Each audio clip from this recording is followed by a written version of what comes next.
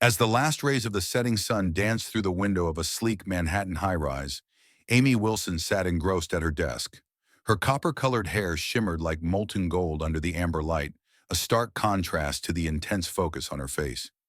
She was in the final throes of her latest design project, her fingers flying over the graphic tablet, crafting beauty from pixels. Her workspace, a haven of neatness amidst creative chaos, reflected her soul, a freelance graphic designer. She thrived in the freedom of her home office. The jingle of keys and the soft click of the door heralded the arrival of her husband, Richard. "I'm back, Amy." His voice, though weary, carried the warmth of homecoming. Amy turned her smile as radiant as the sunset. "Welcome home," she greeted, her eyes twinkling with affection. Richard, tall and imposing, yet with a demeanor as gentle as a summer breeze, loosened his tie and collapsed onto the plush sofa with a sigh. The usual two client meetings, a team meeting, and an avalanche of paperwork, he recounted, pouring himself a glass of water. "How about you?" "I've nearly finished the logo design for the new client," Amy responded, her voice laced with pride as she displayed her work. "Just a few more tweaks and it should be ready to send off tomorrow." Richard admired her dedication, his heart swelling with pride and love. They had met at a friend's party 5 years prior, where Richard had been instantly smitten by Amy's unfiltered creativity and straightforward charm. Amy, in turn, had found solace in Richard's genuine kindness and unwavering sincerity. Their marriage, a tapestry of shared dreams and mutual respect, was as smooth as the silk ties Richard often wore, though not without its minor frictions. "Oh, by the way, Mom called," Richard mentioned offhandedly, missing the slight shadow that crossed Amy's features. "She's talking about your birthday next week, says she has a special gift for you." Amy's smile faltered just a touch, her mind drifting to the complexities of family ties as she endeavored to keep her composure. A faint tension laced her voice as Beverly remarked, "How thoughtful of her." 15 years had passed since the day she lost her husband, John, yet the elegance and sophistication she exhibited outwardly belied a sharp intellect and a formidable will. Beneath this polished facade, her life revolved around her only son, Richard. She was convinced that no one could usurp the affection of her beloved son. From the very onset of Richard and Amy's union, Beverly had maintained a chilly demeanor towards Amy, all while cloaking her true feelings under a veneer of politeness. It was palpably clear to Amy that in Beverly's eyes she was the intruder who had spirited away her son. Through subtle criticisms, biting sarcasm, or excessively kind gestures, Beverly had a knack for unsettling Amy. "Mom really seems to want to improve her relationship with you," Richard said, his voice tinged with hope. "This gift might be a sign of reconciliation." Amy stifled a sigh. Richard's optimism was one of his finest qualities, yet it often clouded his perception.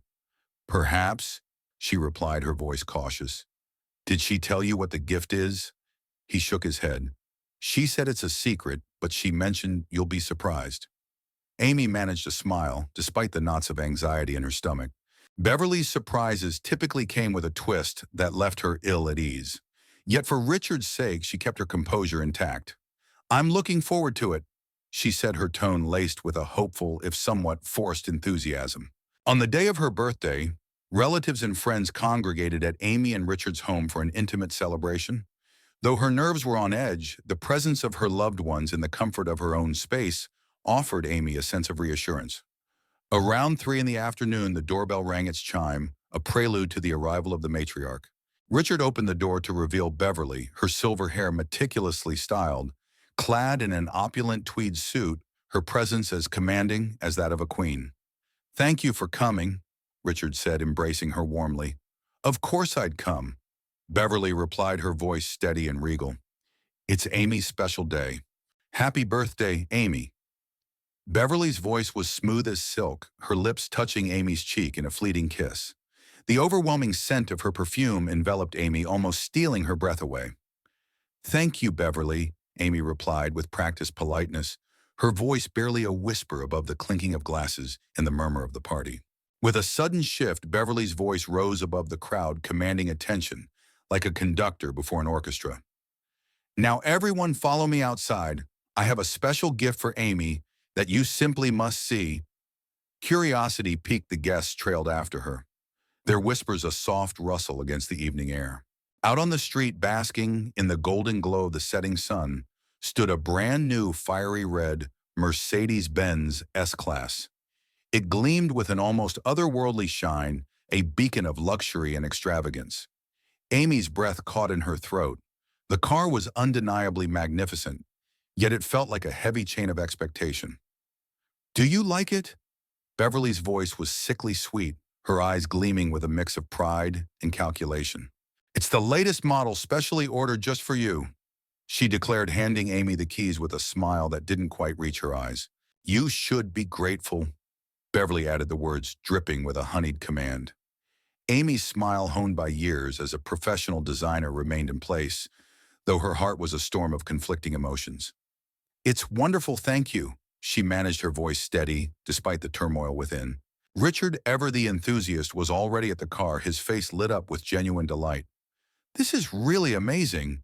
He enveloped Beverly in another embrace, his joy infectious. "Amy, what do you think? Isn't it wonderful?"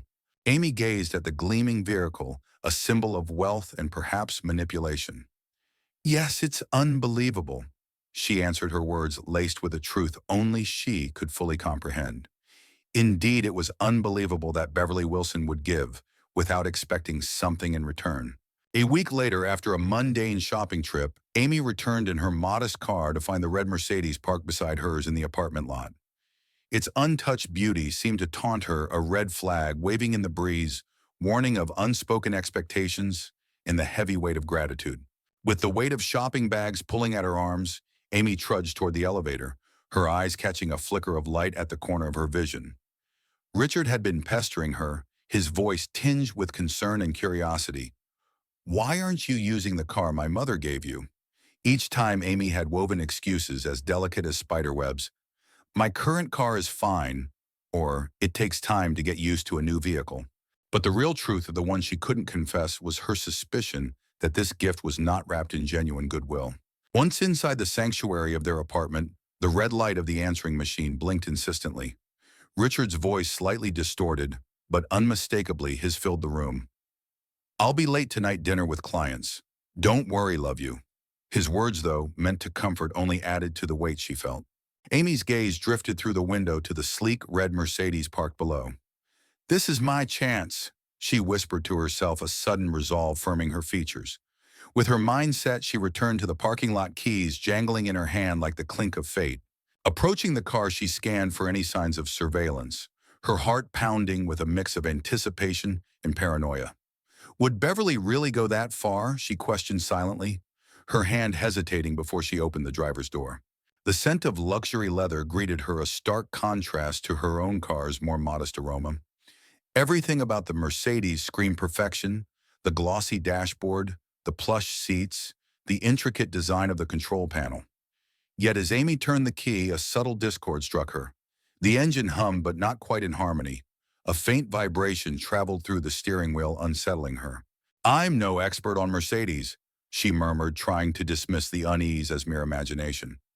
Yet as she delved into the dashboard's menu, exploring its myriad functions, she couldn't shake the feeling that something was amiss. When she navigated to the settings, expecting to see a blank slate, she found instead a user profile already set up. Who has been here before me? She wondered, the car's luxurious embrace now feeling more like a trap. Beverly Wilson, of course, Amy muttered under her breath, her voice tinged with suspicion. A new car, and yet she had already entered her own information. Driven by a mix of curiosity and unease, Amy delved into the navigation history. It was a roadmap of betrayal addresses for Lou's home, Amy and Richard's apartment, and several luxury shopping malls. Her heart skipped a beat as she uncovered a vehicle tracking option in the system settings, chillingly enabled. "What's this?" Amy's brows furrowed in confusion and concern. The explanation was clear as day. This feature sent the car's location in real time to a smartphone application linked to none other than B. Wilson. A wave of unease washed over her. Why would Beverly need such meticulous oversight? Amy's exploration didn't stop there. Her fingers danced over the settings, revealing a recording function option, also enabled, set to capture every conversation within the car and dispatch them to the same sinister account. "Oh my God!" Amy gasped, the realization hitting her like a cold wave. This was no coincidence. Beverly had planned this with precision. With trembling hands, Amy rifled through the glove compartment, pulling out the car's manual. She flipped through page after page, searching for anything about the normal condition of the engine. The manual claimed the S-Class engine was known for its whisper-quiet operation with almost no vibration at idle. Yet the vibration she had felt was anything but normal. She listened again, ears straining for any irregularity, and there it was, a slight unsettling sound. To dig deeper, Amy pulled out her smartphone, searching for Mercedes-Benz S-Class engine abnormalities. Forums were rife with tales of engine issues leading to catastrophic failures. Her heart sank further when she checked the vehicle information screen on the dashboard. The car wasn't new. It had been sold 6 months ago. "This can't be," Amy whispered, the betrayal echoing in her voice. Beverly had spun tales of it being the latest model specially ordered. What was Beverly truly after? With a trembling hand, Amy jotted down the VIN of the car, and after paying a fee with her credit card, accessed an automobile history report service on her smartphone. The download was swift, but the revelation it contained was anything but comforting. The terrible truth unfolded before her eyes. The car wasn't just used. It had a shadowed past of accidents. The previous owner had met with misfortune on the highway, the front end of the vehicle crushed in a serious collision. Yes, it had been repaired, but not thoroughly. Crucial parts of the engine had been left in disrepair. The report starkly warning of potential catastrophic failures on long drives or at high speeds. Amy's heart sank, her hands quivering with the weight of this discovery. How could Beverly, with all her supposed kindness, bestow upon me such a perilous gift? She wondered, her voice barely a whisper against the hum of the engine. She switched off the car, stepping out into the cool embrace of the night air. Her mind raced with thoughts of how to convey this shocking revelation to Rich. He adored his mother. Would he ever believe in such a sinister plot? Back in their apartment, Amy resolved to amass evidence. She meticulously photographed the report, capturing screenshots of the car's recording and tracking systems. She needed undeniable proof to confront Richard with the truth. That night, as she lay in bed, Amy's gaze was fixed on the ceiling. Now aware of the sinister intent behind Beverly's gift, she knew she must act, yet tread carefully to safeguard both herself and her husband's emotions. On a serene weekend morning, Richard stood by the window, a coffee mug warming his hands. His eyes drifted to the parking lot below, where the red Mercedes-Benz glistened under the golden touch of the morning sun. He took a thoughtful sip, his mind wandering. "Isn't it odd?" he mused, turning to Amy. In the living room, Richard settled beside Amy on the soft, inviting couch. "It's been 2 weeks since we received that car, and you haven't driven it once," he remarked, his voice laced with a mixture of curiosity and concern. Amy lifted her gaze from her laptop, choosing her words as delicately as one might pick flowers. "Yes, I still need some time to adjust to it," she replied, her voice barely above a whisper. Her mother, Beverly, had been calling almost daily, each conversation a subtle inquiry wrapped in maternal care. Richard, sensing the underlying tension, asked with a furrowed brow, "Does Amy like the car? Is there any problem?" His concern was palpable, his eyes searching for the truth behind Amy's guarded expression. Amy inhaled deeply, the weight of her secret pressing down upon her. For days she had been meticulously gathering evidence, piecing together the unsettling puzzle of the car's history, the accidents, the engine issues, and most chillingly, the hidden surveillance system. Yet revealing this to Richard, who cherished his mother's intentions, felt like walking through a minefield. "Beverly probably thinks I'm thrilled with the car," Amy said, her voice tinged with caution. "But you're not, are you?" Richard's gaze locked onto hers, piercing through the facade she had maintained. "There's something you're not telling me. Lately you've seemed uneasy, especially when it comes to my mother." Amy's jaw tightened, her resolve hardening. "Richard, there's a problem with that car." "A problem? What kind?" His tone was a blend of confusion and urgency. "It's easier to show you than explain," she said, standing up. In silence, they made their way to the parking lot, the air thick with anticipation. Amy's heart drummed a frantic beat in her chest, knowing that the moment she had dreaded was now upon them. They stood before the gleaming red Mercedes, its beauty a stark contrast to the dark secrets it harbored. "Get in and see for yourself," Amy instructed, her voice a mix of determination and dread. Richard, with skepticism etched across his face, opened the driver's door. "What exactly am I looking for?" "Start the engine first." Amy said, settling into the passenger seat, her hands clasped tightly in her lap. With a turn of the key, the engine roared to life, its purr deceptive in its promise of normalcy.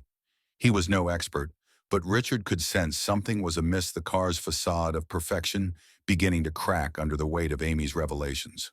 Richard's heart sank as he stepped into the sleek, luxurious interior of the Mercedes-Benz S-Class, a car he was all too familiar with from his days of driving high-end vehicles for work. The moment he sat down, an unease crept over him. "The sound is strange," he murmured, his voice barely above a whisper as he felt the unexpected vibrations through the plush leather seat. "Yes, that's not the sound of a new car, especially not one of this caliber." Amy responded, her tone laced with concern. She watched as Richard's hand moved to the steering wheel, his frown deepening as he felt the subtle, unsettling tremor of the engine. "It's definitely off, but Mom said it was new." "Let's start with that," she suggested, pulling out her smartphone to display the vehicle history report she had saved. Richard took the phone, his eyes scanning the screen, and Amy saw the blood drain from his face. This This car has an accident history. It says it was sold 6 months ago." His voice trembled, the realization hitting him like a cold wave.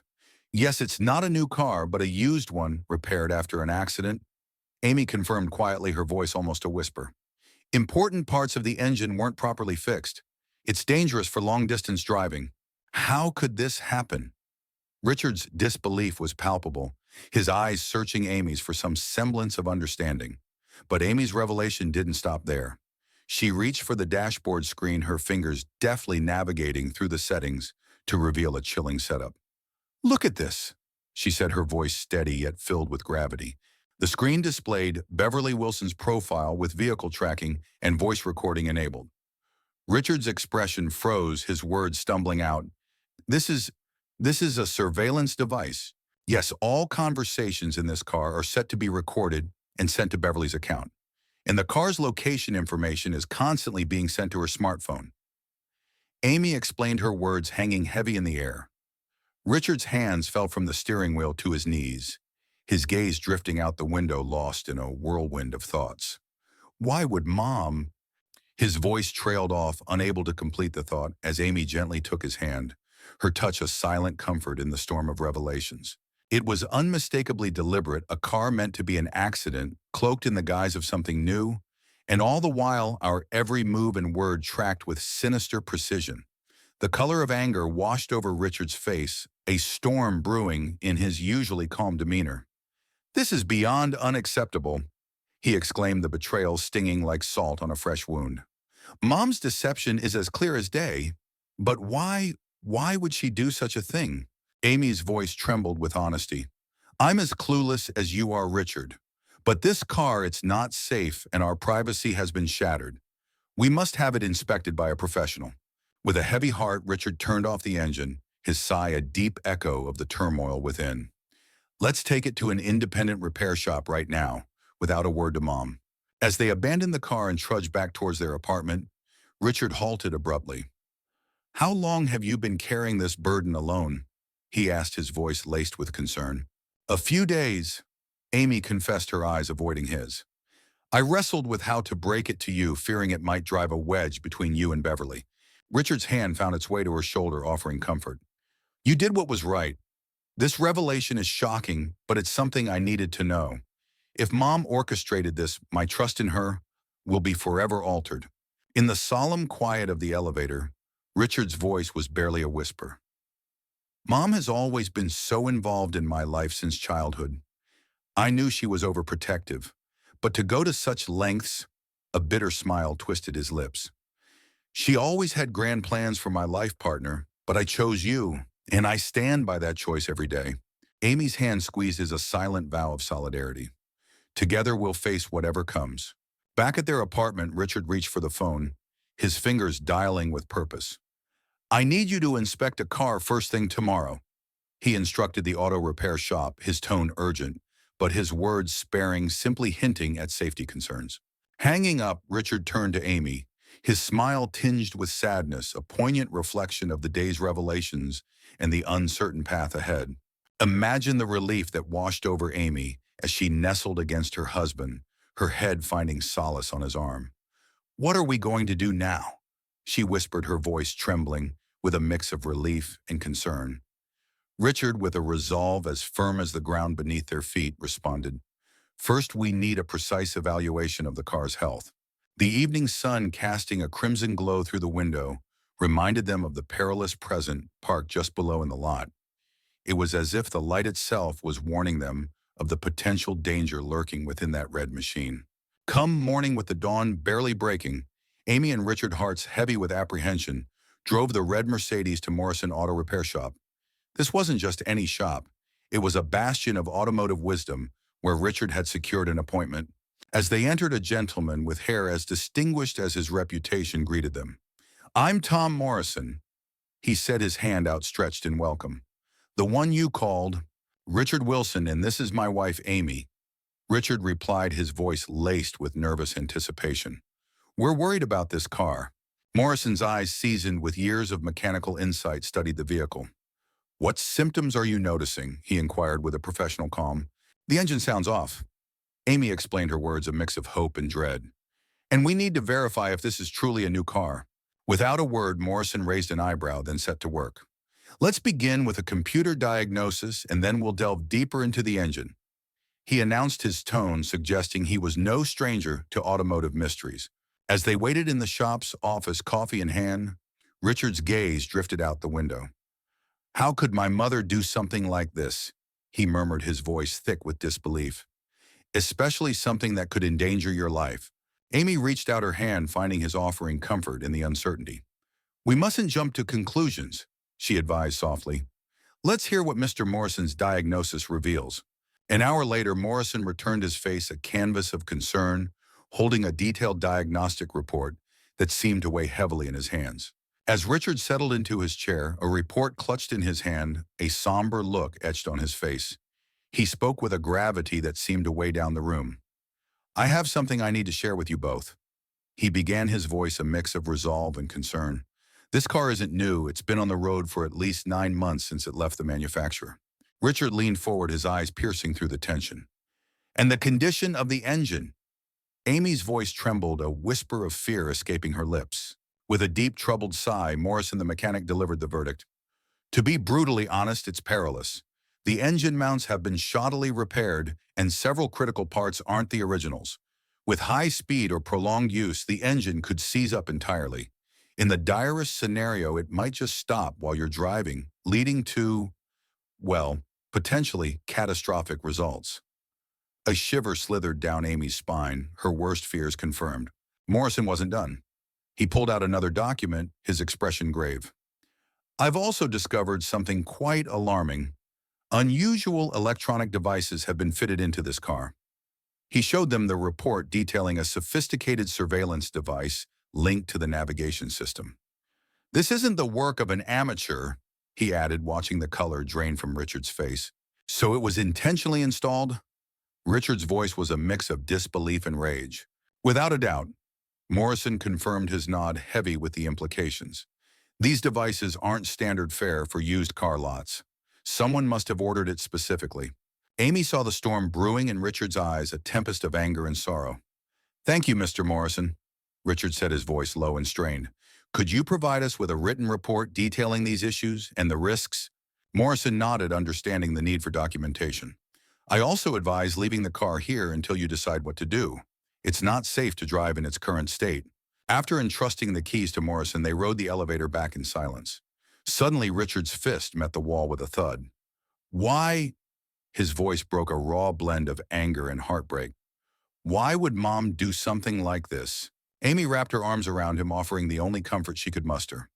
"I need to see my mother," Richard declared, his voice steeled with determination. "Right now." That afternoon, Amy and Richard made their way to Beverly's opulent apartment, the weight of their discovery pressing down on them like a leaden cloak. As they approached Beverly's building, a hush enveloped Richard and Amy, their thoughts heavy with the burden of impending confrontation. Upon entering the opulent foyer, a man greeted them with a warmth that felt out of place. "Mr. and Mrs. Wilson, welcome," he exclaimed cheerfully. Richard, with a forced smile, replied, "No need for announcements. We're here to surprise Mother. She'll be overjoyed." They ascended in the plush elevator, its silent ascent to the penthouse, mirroring the tension rising within them. The doorbell's chime echoed through the grand entrance as Beverly opened the door, her face lighting up in a feigned delight. Richard, Amy, what a delightful surprise.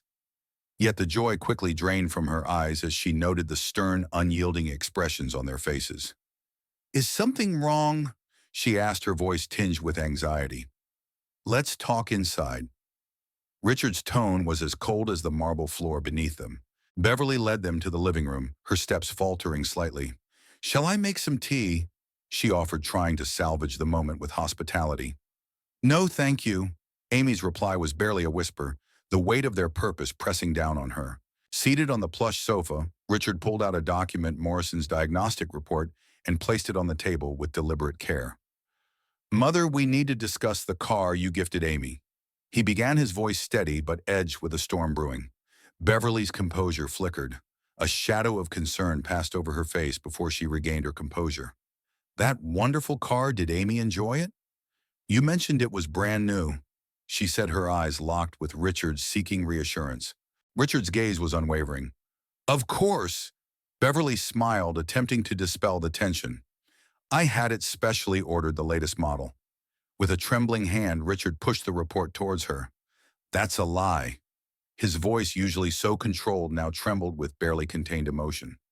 It's not new. It's a used car with a history of accidents. The engine is perilously compromised, a ticking time bomb, waiting to unleash disaster on any long drive.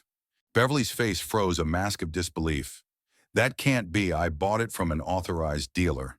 But Amy, her voice quiet yet firm, added another layer to the unfolding drama. And that's not all.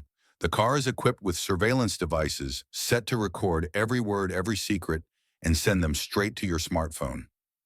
Beverly's complexion changed, her facade crumbling. That's ridiculous. She stood, her voice rising in defense. I just wanted to give a nice present. Richard rose to his feet, facing his mother with a stead gaze. Enough, Mom. The evidence is undeniable. He brandished additional documents, his voice laced with a mix of frustration and sorrow. Here are the car's purchase records. You bought it from a used car dealer and had surveillance devices installed after the repairs. The color drained from Beverly's face as she slumped back onto the sofa, enveloped in a heavy silence. When she finally lifted her gaze, her eyes held a chilling frost that Richard had never witnessed before. You deserve better, son, she said, her voice void of warmth. This woman is manipulating you. Richard's anger flared.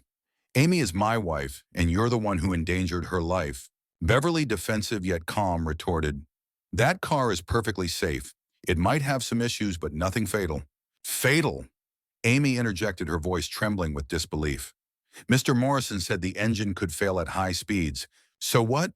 Beverly's tone shifted, icy and unyielding. I just wanted to eliminate her to make it look like an accident.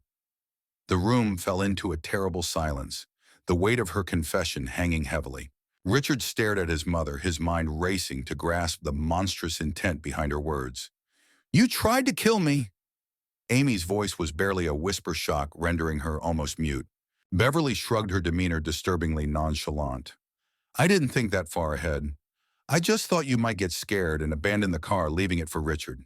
She smiled at her son, a smile devoid of any true affection. It was for you, son. Richard's expression morphed into one of horror and disgust. This is the end, Mom, he declared, his voice quivering with emotion. Our relationship ends here. Beverly stood abruptly, her voice tinged with panic. You're my only son. You'd abandon me for her. Amy is not just her, Richard responded, his voice quiet yet firm. She is my wife, my life partner. And now, after what you've tried to do, I can no longer call you mother. Beverly's face twisted with emotion, her words a mix of threat and sorrow. You'll regret this. With a heavy heart and a sense of finality, Beverly's voice echoed through the room, a desperate attempt to justify her actions. I just wanted to protect you, Richard. But her words fell on deaf ears as Richard, resolute, did not turn back. The elevator doors whispered shut, sealing their departure. A long, weary sigh escaped Richard as he murmured, It's over. Amy, sensing his fatigue, rested her head upon his shoulder. Are you okay? She whispered, her voice laced with concern. No, not at all. he admitted with raw honesty. But things will get better from now on. His grip on her hand tightened a silent promise of solidarity. Let's get through this together, he urged as they stepped out into the embrace of a soft, forgiving sunset. 1 year later, under the gentle caress of the morning sun, Richard and Amy found solace in the simplicity of breakfast in their new suburban haven. The garden, a tapestry of vibrant blooms, danced in the light, while the air was filled with the melody of birdsong. More coffee? Richard offered his hand, gently cradling the coffee pot. Amy's smile was radiant as she extended her cup, her rounded belly, a testament to the life burgeoning within. Their daughter, a bundle of joy, just 2 months away, seemed to be as lively as ever. Richard's touch on Amy's belly brought a smile to his face as he felt the energetic movements. Full of energy, isn't she? He mused, his eyes twinkling with pride. Just like you. Amy laughed, her laughter mingling with the morning breeze. Their lives had undergone a profound transformation since that fateful confrontation with Beverly. Richard, seeking to mend the fractures within, had turned to psychological counseling. Understanding the delicate balance between a mother's love and her control was no easy feat, yet therapy was slowly stitching together the pieces of his past. 6 months ago, they had traded the confines of their Manhattan apartment for the expansive warmth of a house with a garden, symbolizing not just a change of scenery, but a rebirth. Amy, adapting to their new life, continued her passion for design from the comfort of their home. As the days dwindled before the baby's arrival, Richard, still employed at the same company, had shifted his focus towards achieving a harmonious work-life balance. I'll finish painting the baby's room this afternoon, Richard declared, savoring a bite of toast. Amy, with a playful wink, admired the color scheme he had chosen. The lilac and cream combination was an inspired choice, wasn't it? As a designer, I must say, you've outdone yourself. Ahaha. Their light-hearted exchange was abruptly halted by the jarring ring of the phone. Richard's eyes flicked to the screen, his face tightening with apprehension. It's Mom, he murmured. Amy watched her husband's reaction closely. Ever since the incident, Richard's relationship with Beverly had been fraught with tension. He had distanced himself, yet couldn't sever the ties, completely adhering to a monthly call, as advised by counselors. With a sigh, he answered. The conversation was brief. Mom says she wants to send something for the baby. Richard shared, his expression a mix of hope and wariness. Amy chose her words carefully. Don't worry. Let her. Richard squeezed her hand reassuringly. I won't let her manipulate us again. If she sends anything, I'll check it first. Amy nodded, comforted by his resolve. Beverly's stance seemed to have mellowed slightly upon hearing of her grandchild, but trust was still a fragile commodity. I know you'll protect me and our child, Amy whispered, her voice soft yet firm. Richard pulled her close, his embrace a fortress against the world's uncertainties. We're a family now, he said with conviction. There will be challenges, but we'll face them together. As the morning sun climbed higher, casting a warm glow over their home, Amy and Richard felt the shadows of the past begin to recede. Their steps were forward towards a future filled with hope and the joy of new beginnings. We sincerely thank you for joining us on this journey. Your support means the world to us. Please, if this story has touched you, leave a comment, share your thoughts, and don't forget to like, share, or subscribe to our channel. Let's continue this story together.